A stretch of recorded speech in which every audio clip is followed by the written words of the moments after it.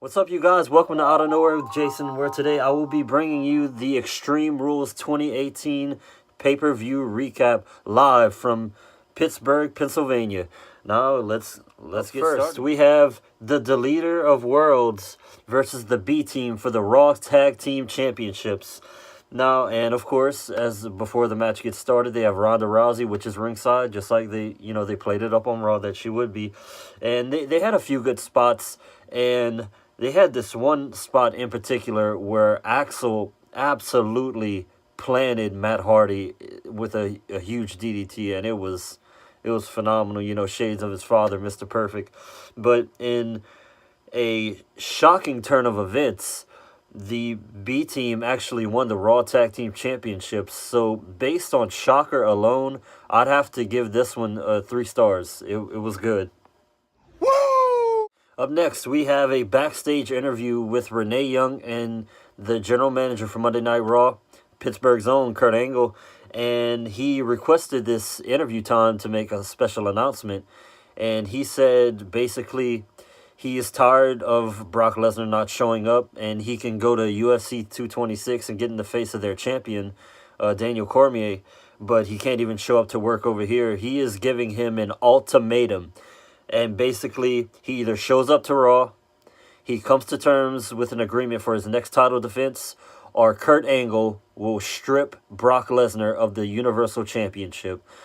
And when I saw this, I said, holla frickin' Luya, guys. It is about time they do something, because Monday Night Raw is the flagship show, and we deserve a champion that's there every single night to defend it on a monthly basis, not just whenever he feels like it or if he likes the city.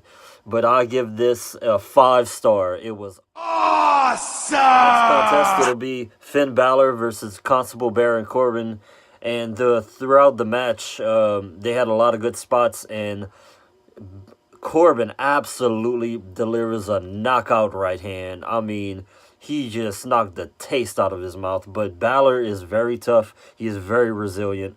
And Balor, they had some really good spots in the match. And Balor was able to get the roll-up for the win. And Baron Corbin was livid. I give this match 3 stars. It was good. Now for our next segment, we have a Backstage Brawl where it had the Bludgeon Brothers attacking Team Hell No. And as everybody probably already knew, Kane was already injured before this, but they decided to add this into the storyline where it gives them something more to fight for, and it was a good segment. And like I said, everyone knew like Kane was injured, and they just needed a way for him to be able to not do as much. So this just added more to the story. So I give it 3 stars. It was good. For match number 3, we have Asuka versus Carmela for the SmackDown Women's Championship, and James Ellsworth will be suspended up high in a shark cage, and it was a pretty good match. Carmela, she was able to James Ellsworth was able to escape from the cage, and that's where Asuka just was laying in on him with all kind of kicks and stuff. And Carmela, with Asuka distracted, was able to run Asuka's face like dead into the cage. She was able to pick up the win. And I give the match itself about 2 stars. It was okay. But the situation that happened after the match brings it up to about 3. So it was good. Asuka basically, she destroyed the security.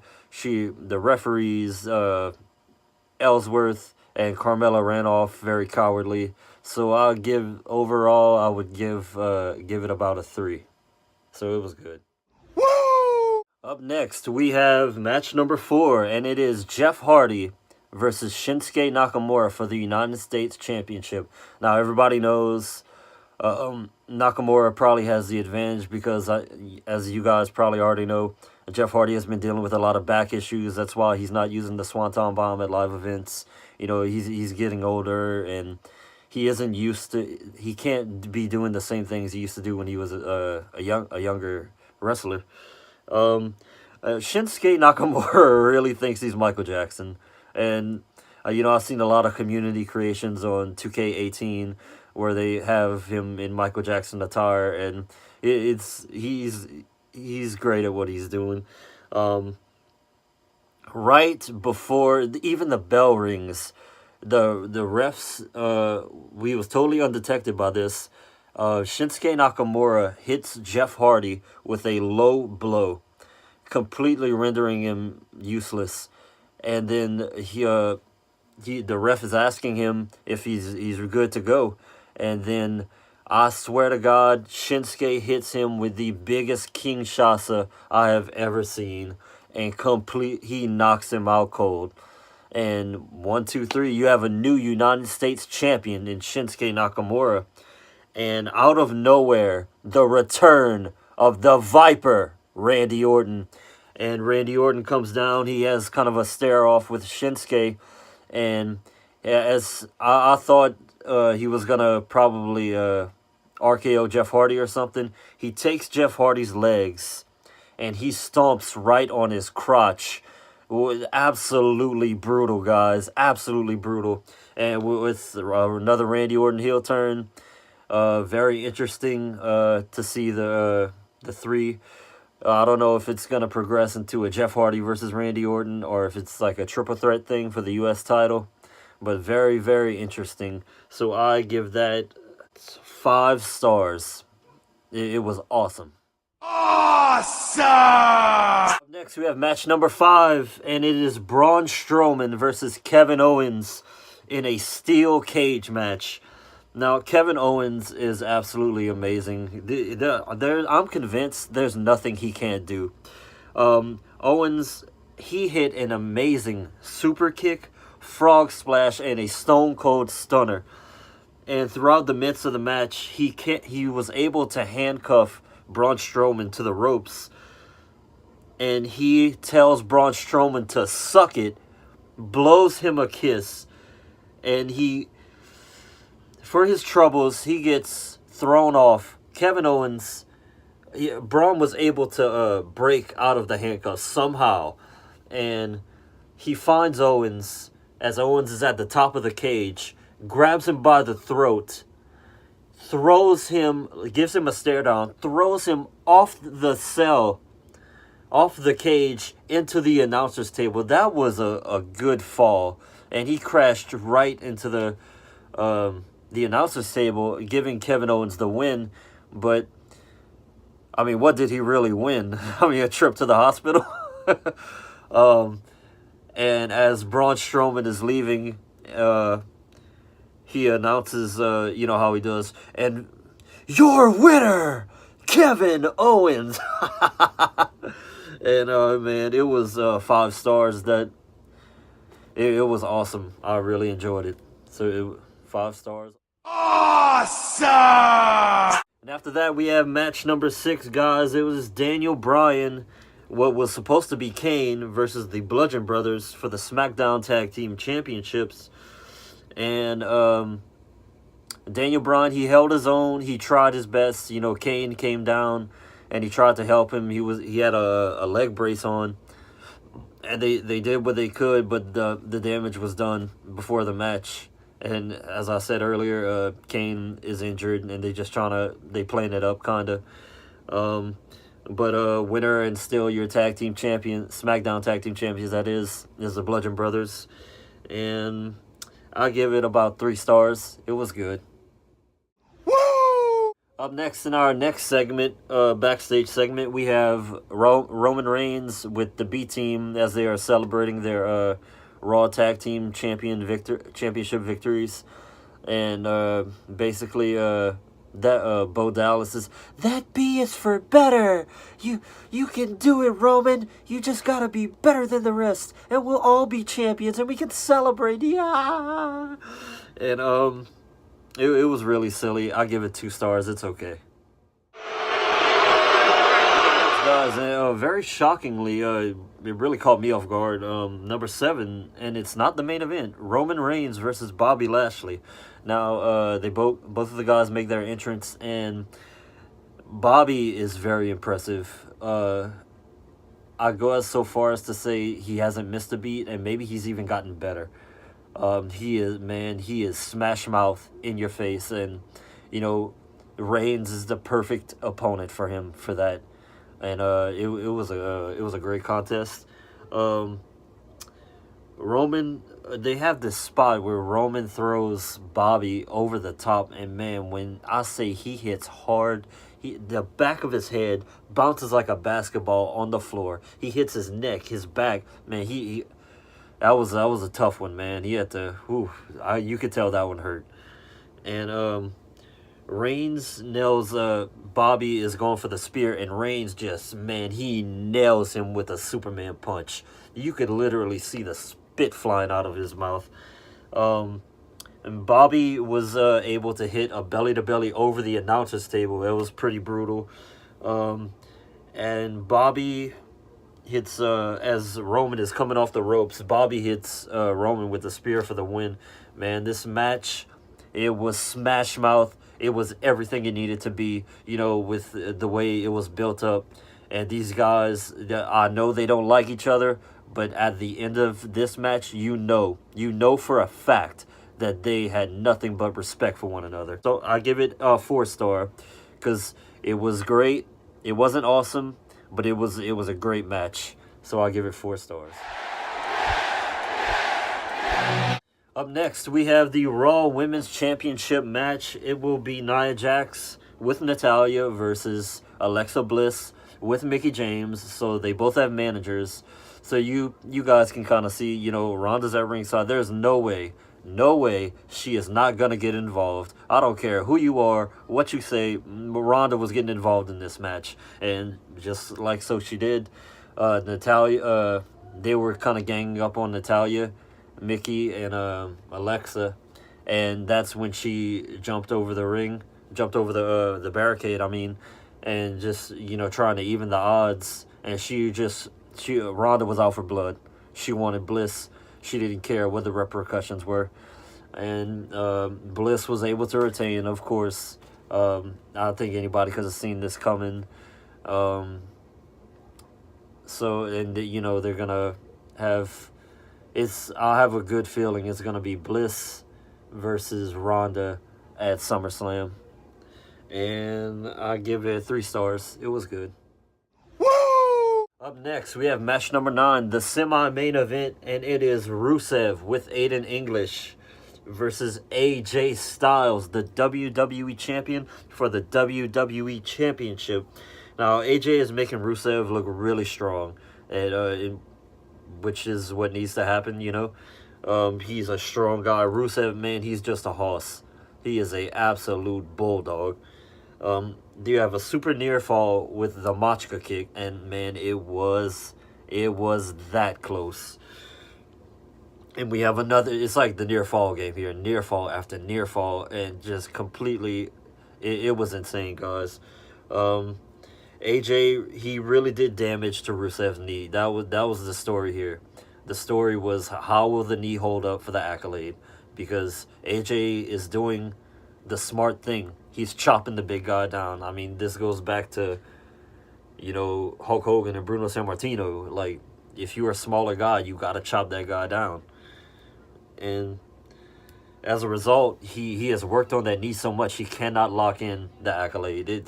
The damage has been done, and, he's chopping him down, but he's also at the same time trying to set up for the calf crusher, because that's AJ's bread and butter, as one of them at least. Rusev, Aiden English, he exposed the turnbuckle trying to use it for Rusev's advantage, but Rusev went for a shoulder tackle into the corner. AJ Styles was able to dodge it. Rusev hits the exposed turnbuckle. Another near fall. He hits the exposed turnbuckle. Another near fall with the springboard, the 450 springboard splash.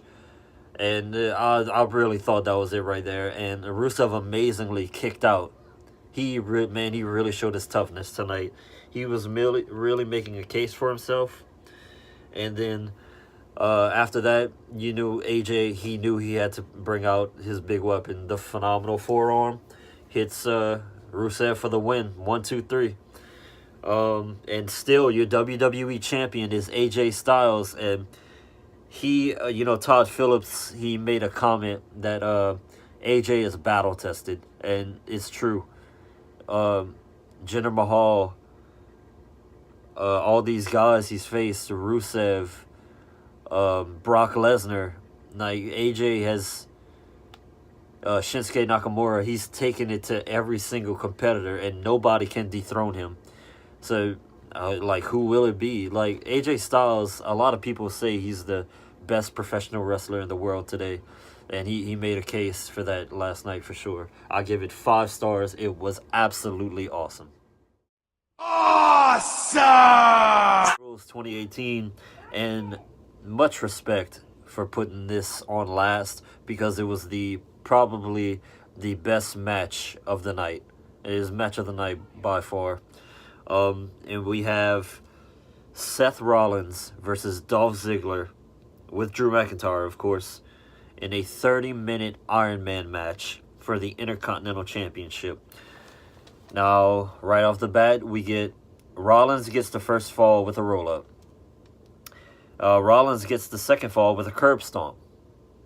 Rollins gets the third fall due to outside interference to Drew McIntyre. McIntyre absolutely destroys Rollins, and he is sent back. You're out of here.